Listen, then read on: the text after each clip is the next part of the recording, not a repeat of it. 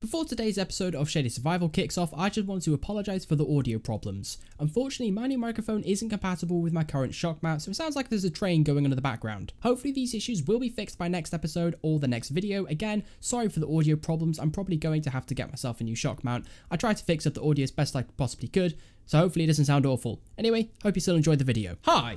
And welcome back to another episode of Shaders Survival. Since the last episode, I haven't really done that much. I've just been doing some little things around the base here and there. So all I've done is added a nice little pathway going all the way up to our village trading hall with some fences. And I also filled out this little pond here and added a couple of special fish. And let's see if we can find them. We have them over here. We have Twee and La, push and pull, yin and yarn. We also added a nice little campsite.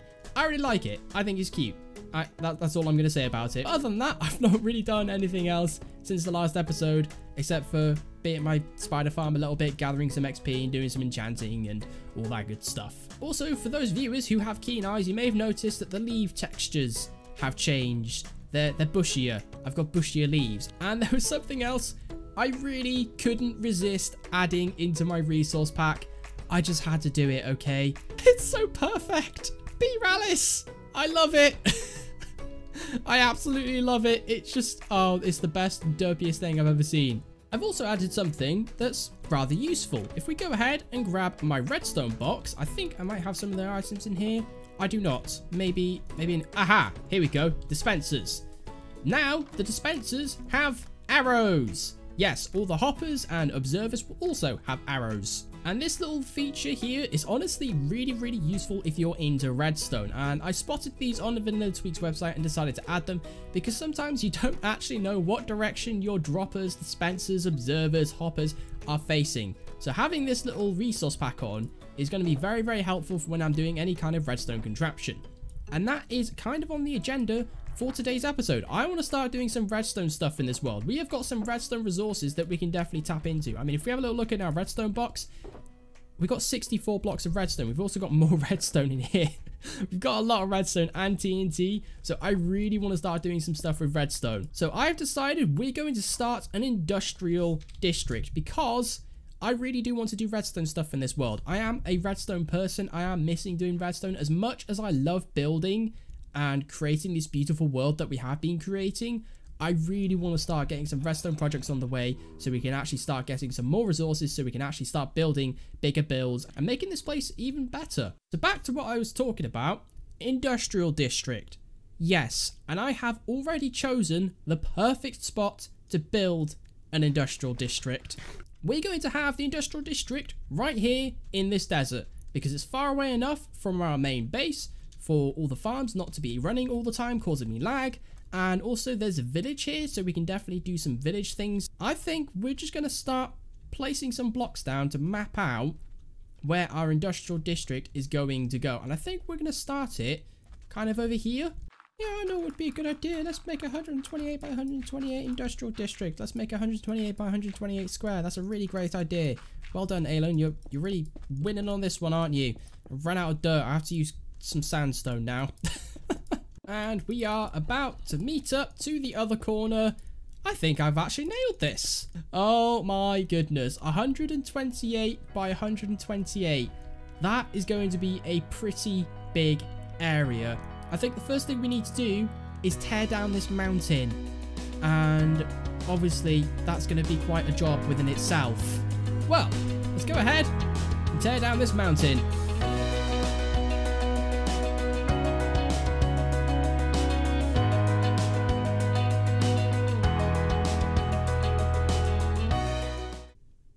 We've now torn down this entire mountain. We also have a villager friend because I stole the villager's bed and he came all the way from the village to here.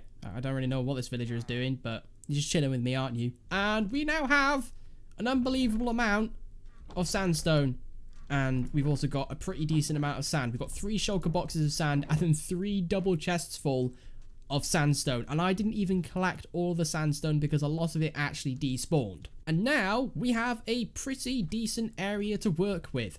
And I still have a whole ton more work to do in this area. And what we're actually going to be doing is using all of the sandstone that we got from this little mountain and we're going to completely flatten the industrial district. So I want a nice big flat canvas to work with. So if we just build up here, you can see that everything is, well, kind of bumpy, and there's lots of little dips everywhere, and I really want a nice big flat area to work with. And now that I'm actually looking at this from a height, because I don't have a leecher at the moment, this is actually a pretty big area, isn't it?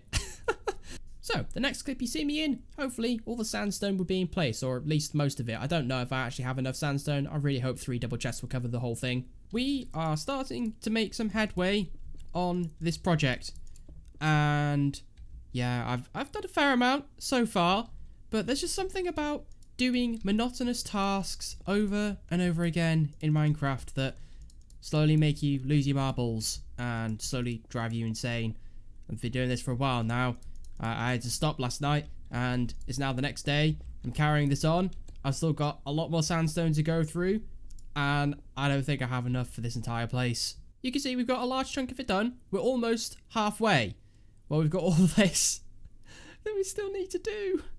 We are on the final few blocks, and there we go. I am completely out of sandstone, and I'm not done. No! Using sand is going to be a bit of a pain because obviously I can't put any of it here. So I think if I just craft it all into sandstone, that should give me enough. Maybe? I don't know. We'll see how far we get with the sandstone. And whilst placing in this entire floor, I have been listening to Audible. And if you don't listen to Audible, I really recommend you do, because if you're doing boring, monotonous tasks like this, it's actually really, really useful for stopping yourself from going insane, because it's just really nice to have something to listen to. And I've personally been listening to the Harry Potter audiobooks. I just finished the 3rd Harry Potter audiobook. I've never read the Harry Potter books. I'm a big fan of Harry Potter. I really enjoy the films, but I've never read the books because I'm just terrible at sitting down and picking up a book to read. So having Audible is actually a really, really nice thing for me to do, because it means while I'm doing things like this, creating content, I can just sit down and listen to a book. And also it's been read by Stephen Fry. And if you don't know who Stephen Fry is, then you should go research him. He's an absolute genius. Also, he has an incredibly nice voice to listen to. I don't want to be here. That's a lot of mobs. I'm going to go back over here.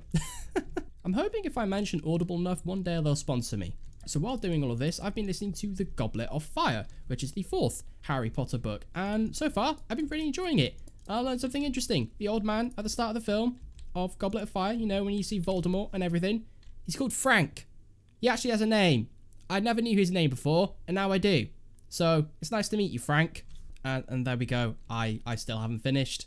This is very triggering.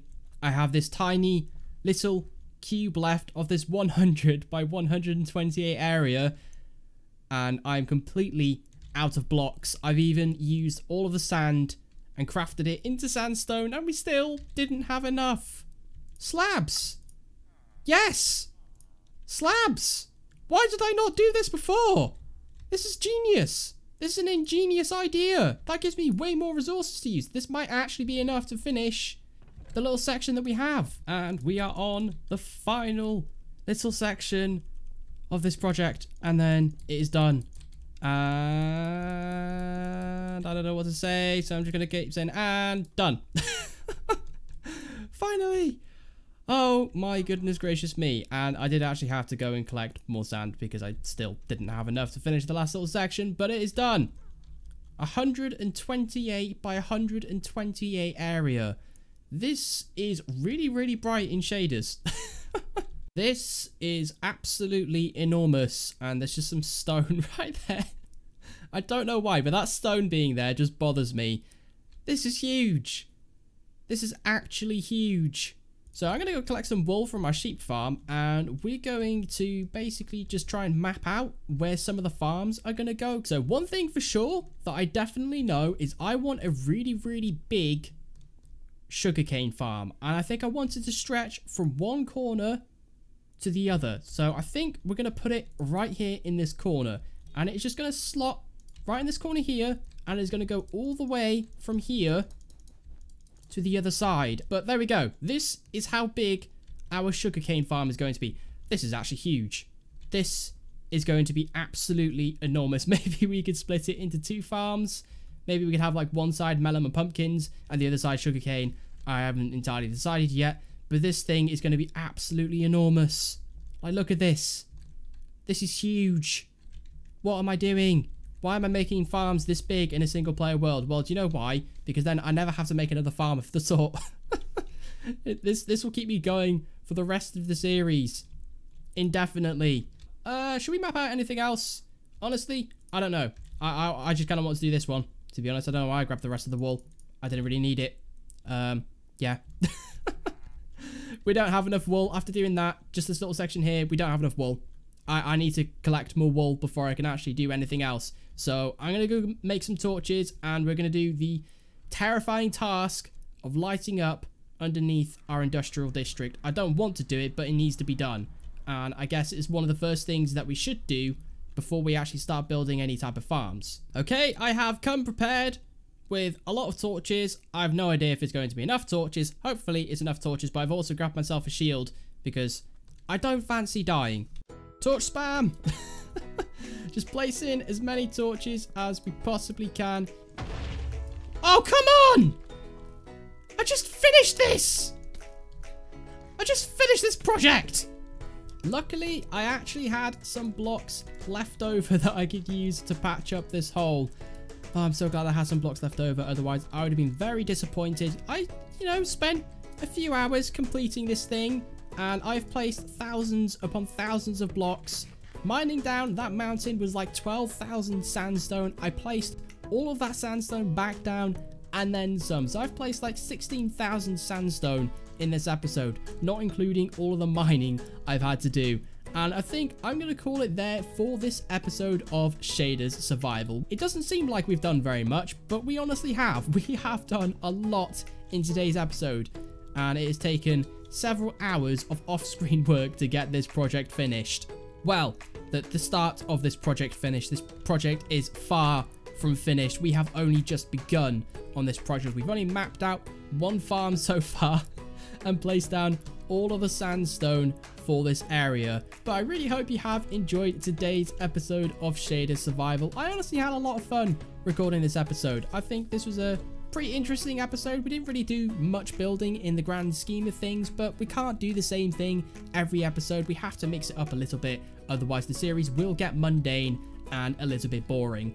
So if you did enjoy today's episode of Shaders Survival, then please do smash that like button. That would be greatly appreciated. And if you're new to the channel, then please do consider subscribing, as I really would appreciate that too. Anyway, hope you'll have a wonderful day, and I'll catch you in the next one.